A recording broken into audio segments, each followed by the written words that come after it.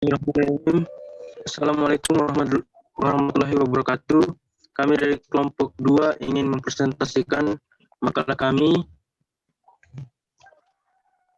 yang berjudul Identitas Pencaksilat dan Organisasi Pencaksilat, yang beranggotakan kelompok 5 orang, di antaranya Dian Awalia, Andi Khairunisa, Dewi Darmawati, Syahrul Gunawan, dan Warman. Kepada pemateri pertama, Dian Awalia, saya persilahkan. Baik, terima kasih.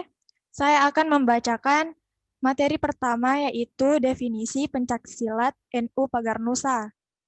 Pagar Nusa adalah badan otonom Nahdlatul Ulama yang berfungsi membantu melaksanakan kebijakan NU pada pengembangan olahraga seni bela diri. Nama Pagar Nusa itu terbentuk dari kalangan pendekar yang ada sekitar 9 orang yang ikut serta dalam pertemuan bersejarah itu, yang mengangkat langsung Kiai Haji Abdullah Maksum Jauhari atau Gus Maksum sebagai Ketua Umum Pagar Nusa, hingga jabatan itu beliau pegang hingga akhir hayatnya. Pagar Nusa adalah satu-satunya wadah yang sah bagi organisasi pencaksilat di lingkungan Nahdlatul Ulama berdasarkan keputusan Muktamar. Organisasi ini berstatus lembaga milik Nahdlatul Ulama yang penyelenggaraannya dan pertanggungjawabannya sama sebagaimana lembaga-lembaga Nahdlatul Ulama lainnya. 1. Berdirinya Pagar Nusa. Mengacu pada surat keputusan resmi pembentukan tim persiapan pendirian perguruan pencaksilat NU yang disahkan pada 10 Desember 1985 dan berlaku sampai dengan tanggal 15 Januari 1986. Maka diadakanlah pertemuan lanjutan di pesantren Lirboyo Kediri pada tanggal 3 Januari 1986. Pertemuan itu dihadiri oleh pendekar-pendekar dari Ponorogo, Jombang, Kediri, Nganjuk, Pasuruan, Lumajang, Cirebon, dan Kalimantan. Dan beberapa perwakilan PWNU Jawa Timur diantaranya Kiai Ahmad Bukhari Susanto dan Prof. Dr. Kiai Suharbillah SHLLT. Musyawarah di pesantren Lirboyo ini sekaligus menandakan lahirnya Ikatan Pencaksilat Nahdlatul Ulama Pagar Nusa. Nama itu diciptakan oleh Kiai Mujib Ridwan dari Surabaya. Kiai Mujib Ridwan adalah putra dari Kiai Ridwan Abdullah, pencipta lambang NU. Materi berikutnya akan dibacakan oleh Nisa. Baiklah, saya akan melanjutkan materi yang dibawakan oleh Dian Awaliyah. 2. Simbol dan arti lambang Pagar Nusa. A. Lafaz La Ghaliba illa billah. Lafaz ini mempunyai arti tidak ada yang menanda mengalahkan kecuali pertolongan dari Allah Subhanahu wa taala. Ini merupakan ciri khas dari pencaksilat Pagar Nusa. Sejarah terbentuknya lafaz La Ghaliba illa billah kemudian oleh beliau Kiai Haji Syamsuri Badawi dianjurkan diberi tambahan lafaz ba sehingga sampai detik ini. Hal ini sesuai dengan kalimat la haula wala quwata illa billah yang berarti umum atau am untuk semua bidang kehidupan. Sedangkan ciri khas ini mengambil timbar Al-Quran dengan kegiatan yang melibatkan fisik dan non-fisik banyak disebut menggunakan kalimat berakar golaba. Maka dengan itu Pagar Nusa menggunakan kalimat yang tercantum dalam simbol. B. Kurva segi 5. Kurva segi 5 adalah simbol dari rukun Islam dan merupakan simbol rasa kecintaan terhadap bangsa dan negara serta Pancasila. Simbol ini berangkat dari pengertian rukun Islam yang disampaikan oleh Nabi SAW. Islam didirikan atas 5, yaitu bersaksi bahwa sesungguhnya tiada Tuhan selain Allah dan Muhammad adalah Rasul Allah, mendirikan sholat, menunaikan zakat, puasa Ramadan, dan berhaji ke Baitullah bila mampu. C. 3 garis tepi. 3 garis tepi yang terdapat di lambang Pagar Nusa merupakan makna yang berjalan bersama dalam cara hidup warga NU, yaitu iman, Islam, dan ihsan. Dan ada beberapa unsur yang dalam perjalanan kehidupan manusia ketika dilahirkan sampai kembali ke Sang Pencipta, alam janin atau kandungan, alam dunia, alam akhirat.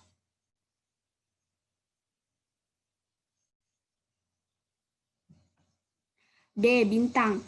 Bintang yang berjumlah 9 buah dan setengah melingkar di atas bola bumi dan di tengah tampak lebih besar merupakan sebuah ekspresi kepemimpinan Wali Songo. Simbol bintang juga berarti kemuliaan dan jumlah 9 adalah angka tertinggi, sesuai apa yang dimimpikan oleh Nabi Yusuf sebagai isyarat mencapai kemuliaan. Firman Allah Subhanahu wa taala ketika Yusuf berkata kepada ayahnya, "Wahai ayahku, sesungguhnya aku bermimpi melihat 11 bintang, matahari dan bulan. Kulihat semuanya bersujud kepada aku." Quran surah Yusuf ayat 4. Senjata Trisula. Simbol ini terletak di tengah atas bola dunia, tepat di bawah bintang 9, merupakan bahwa senjata tertua dan lebih luas penyebarannya di Nusantara, dan juga sebagai bentuk identitas bergabung dengan kelompok Ikatan Pencaksilat Indonesia atau IPSI, agar tidak tercabut dengan identitas Persatuan Pencaksilat di Indonesia.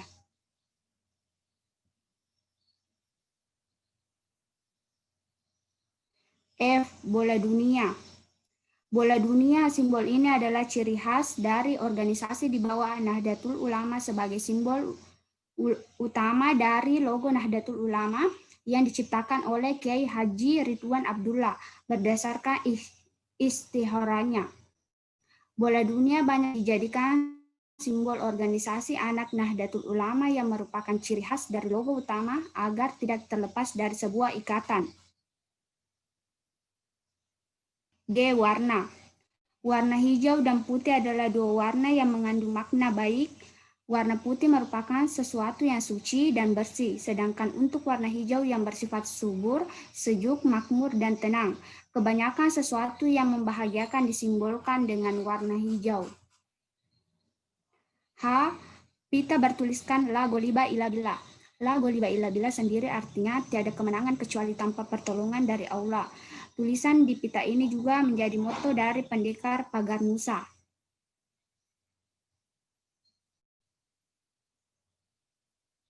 I. Tulisan Pencaksilat NU. Tulisan dilambangkan Pagar Nusa ini menandakan kalau Pencaksilat Pagar Nusa sendiri berdiri di bawah naungan Nahdlatul Ulama.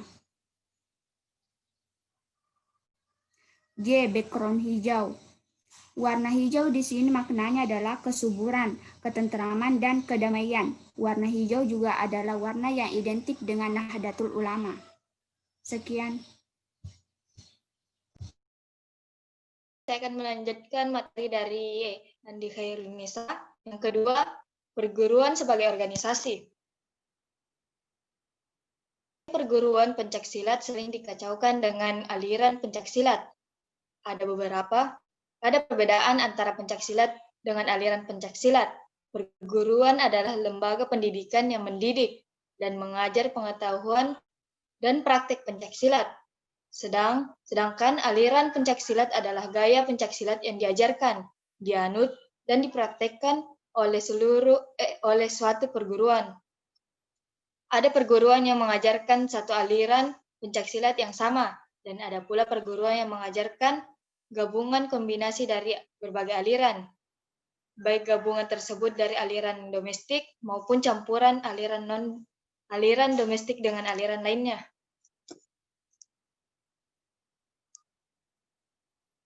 Organisasi pencaksilat adalah wadah, federasi atau asosiasi dari sejumlah perguruan pencaksilat atau organisasi pencaksilat yang bersifat kewilayahan atau lingkungan serta memiliki peraturan tertentu dalam menjunjung nilai-nilai pencaksilat. Perguruan pencaksilat adalah perguruan pencaksilat terkecil dan sekaligus merupakan lembaga pendidikan, pengajaran, dan pelatihan pencaksilat. Sedangkan di negara tertentu, perguruan pencaksilat juga disebut sebagai institusi, sekolah, atau klub pencaksilat. Adapun perguruan IPSI dikategorikan menjadi dua golongan, yakni perguruan yang berkeanggotaan umum dan perguruan yang berkeanggotaan khusus. Perguruan yang berkeanggotaan umum terdiri dari 5 tingkatan, yakni